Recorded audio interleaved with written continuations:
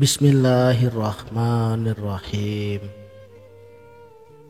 Assalamualaikum warahmatullahi wabarakatuh. Salam sang sejati.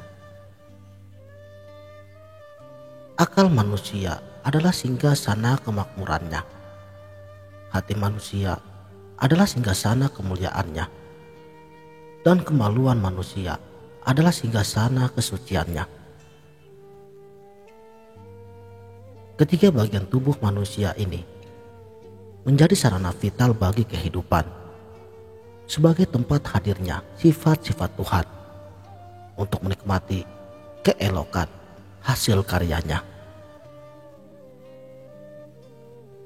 Dari waktu ke waktu, ilmu yang Allah turunkan terus berkembang, termasuk ilmu ketuhanan, yang mana dari setiap kajiannya tentu saja mengandung hikmah yang luar biasa. Tetapi tentu saja mempelajari ilmu ketuhanan ini tidak bisa disamakan dengan mempelajari ilmu-ilmu yang lain. Selain dibutuhkan kejernihan hati, seorang salik tidak akan bisa paham bila hanya mendengar, membaca, atau menyimak setiap kajian hanya sepintas saja tanpa mau mengulanginya, apalagi menganggap dirinya telah paham. Ini berarti tidak memahami makna yang sesungguhnya daripada kekosongan yang sekosong-kosongnya. Padahal setiap pengulangan akan melahirkan satu pemahaman yang baru, yang mana sebelumnya belum kita pahami. Misalnya tentang martabat 7 yang diajarkan Ibnu Fadilah. Beliau adalah seorang sufi dari India. Ajaran beliau ini dipengaruhi banyak oleh Ibnu Arabi yang diadopsi oleh para sufi di tanah Jawa. Salah satunya adalah Raden Ngabehi Ranggawarsita. Menurut ajaran martabat 7 beliau, Tuhan itu menampakkan dirinya dalam 7 tingkatan atau 7 martabat. Pertama, martabat ahadiyah. Kedua, martabat wahdah. Ketiga, martabat wahidiyah. Keempat, alam arwah. Kelima, alam misal. Keenam, alam ajsam. Dan yang ketujuh, alam insan kamil.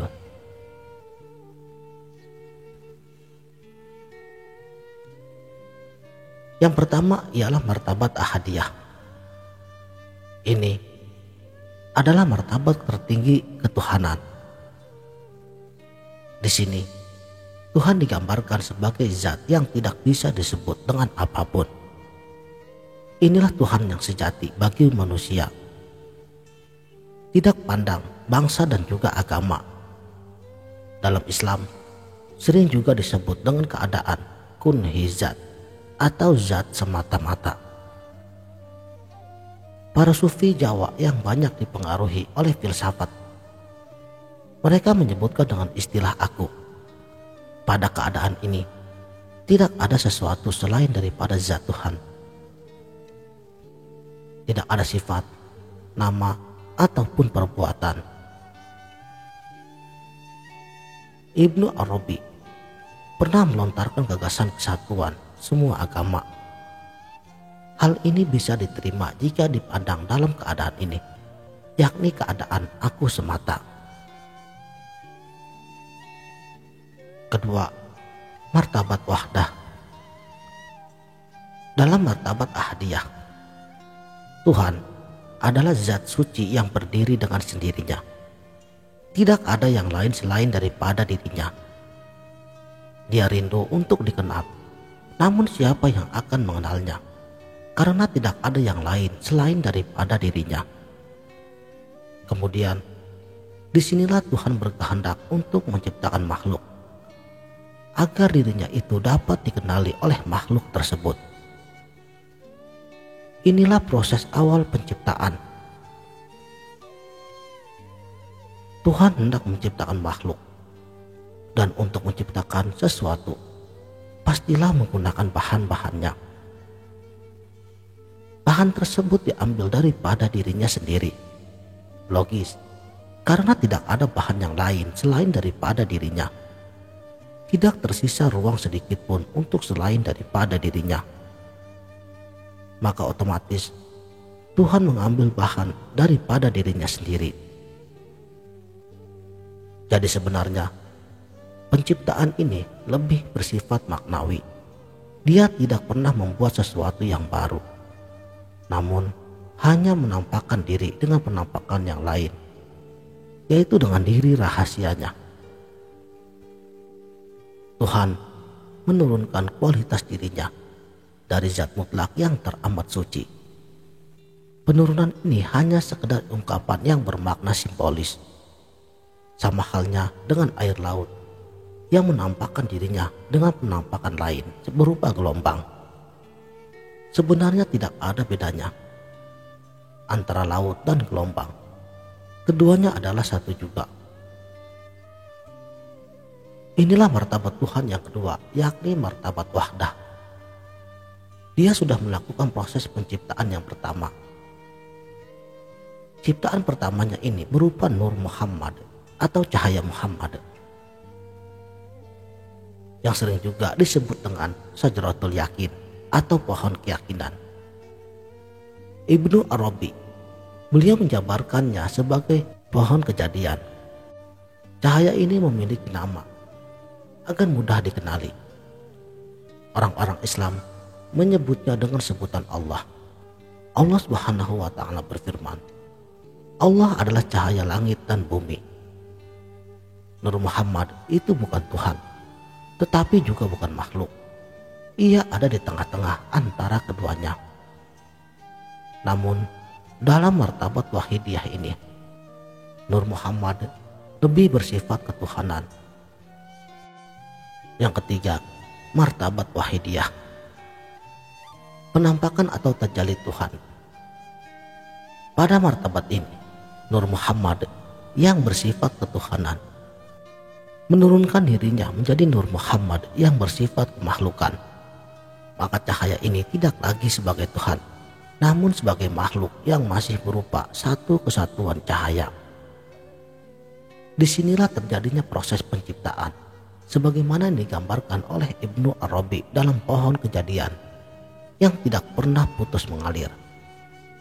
Benih tersebut berasal dari cahaya yang satu, dan cahaya yang satu tersebut berasal daripada zatnya. Jadi jelaslah, benih-benih kejadian berasal daripada cahaya Tuhan. Setiap penciptaan berasal darinya. Setiap gerakan, setiap tindakan, setiap perkataan, pemikiran, dan juga angan-angan, semuanya bermula daripada benih tersebut. Tidak ada satupun gerak dari makhluk yang lepas daripada benih tersebut. Dalam martabat ini pula, Tuhan melahirkan kehendaknya. Kehendak atau iroda tersebut Dia salurkan dalam setiap benih kejadian. Tumbuhlah benih tersebut menjadi akar yang menjalar ke bawah. Akar atau kehendak Tuhan inilah yang menjadi pondasi setiap ciptaannya. Maka segala sesuatu itu memiliki akar kejadian, yakni berada di bawah kendali Tuhan, dan terjadi itu pun atas kehendaknya. Kehendak Tuhan merupakan ketetapan yang pasti. Tuhan menyimpan takdir tersebut di suatu tempat yang tersembunyi, hingga tidak ada satupun yang mengetahuinya, kecuali orang-orang tertentu yang Dia beri kekuasaan untuk mengetahuinya. Sebagaimana firman-Nya, sesungguhnya Allah memiliki takdir, ketetapannya terhadap segala sesuatu. Jadi dengan takdir inilah benih tersebut tumbuh ke atas menjadi batang. Batang tersebut kemudian tumbuh. Kemudian batang tersebut mampu tumbuh ke atas karena memiliki kemampuan atau kudrat yang berasal daripada kudratnya. Semakin tinggi batang itu naik hingga bercabang. Inilah sifat makhluk sejati, yakni bercabang menjadi dua yang saling berpasangan. Tuhan membuat keadaan makhluk menjadi berpasangan sebagai tanda kekuasaan atau kebesarannya. Dia memerintahkan agar manusia mengenali dua sifat yang saling berlawanan ini. Manusia yang masih mengagungkan salah satu daripada sifat pasangan dan mengesampingkan sifat lainnya, kemungkinan akan tersesat, sebab kedua-duanya berasal darinya. Inilah martabat yang bersifat kemakhlukan, namun masih menjadi satu dan belum terpisah-pisah. Semua kejadian makhluk masih berbentuk konsep yang tersimpan rapi dan terjadi di sisinya. Keempat, alam arwah. Konsep atau skenario Tuhan tidak akan berwujud nyata jika tidak dimasukkan ke dalam suatu wadah. Proses penampakan atau tajalli diri rahasia Tuhan adalah menciptakan wahana bagi kehendak-kehendaknya. Dalam martabat ini, Tuhan menciptakan makhluk yang sangat halus, yakni ruh. Ruh adalah sarana sebagai sumber kehidupan. Ruh ini berasal dari diri Tuhan. Yang kelima, alam misal. Keberadaan ruh sebagai sarana sumber kehidupan tidak akan berguna jika tidak ada sesuatu yang dia masuki. Makanya Tuhan menciptakan beberapa bentuk ciptaannya melalui proses penurunan diri. Dia mengambil Nur Muhammad sebagai bahannya. Maka inilah makhluk yang sejati, karena berasal daripada Nur Muhammad yang bersifat kemakhlukan dan tidak berasal langsung daripada zat Tuhan. Ciptaan dalam alam misal ini berupa makhluk-makhluk halus dan gaib, namun nyata bentuknya seperti malaikat, jin, setan, jiwa, iblis, surga dan neraka dan sebagainya. Ruh-ruh datang dan memasuki setiap bentuk gaib tersebut hingga hiduplah mereka. Keenam, alam ajsam. Bentuk-bentuk gaib pada alam misal masih dirasa kurang sempurna. Maka Tuhan kemudian menurunkan diri dalam penampakan terluar berupa benda-benda jasmani. Dan terlihatlah beragam materi dengan segala pernak-perniknya. Ini adalah hijab atau dinding penghalang yang paling besar untuk melihat Tuhan. Karena dalam setiap materi tersebut dibungkus dengan syahwat. Makanya kebanyakan dari kita akan tertipu dan sulit untuk kembali ke asal-usul diri kita apabila kita masih terlena oleh penampakan fisik semata. Dan yang terakhir, alam insan kamil. Pada akhirnya, Tuhan menurunkan sifat-sifatnya kepada manusia sempurna sebagai gambaran dirinya yang sempurna. Melalui manusia yang sempurna inilah dia menikmati hasil ciptaannya.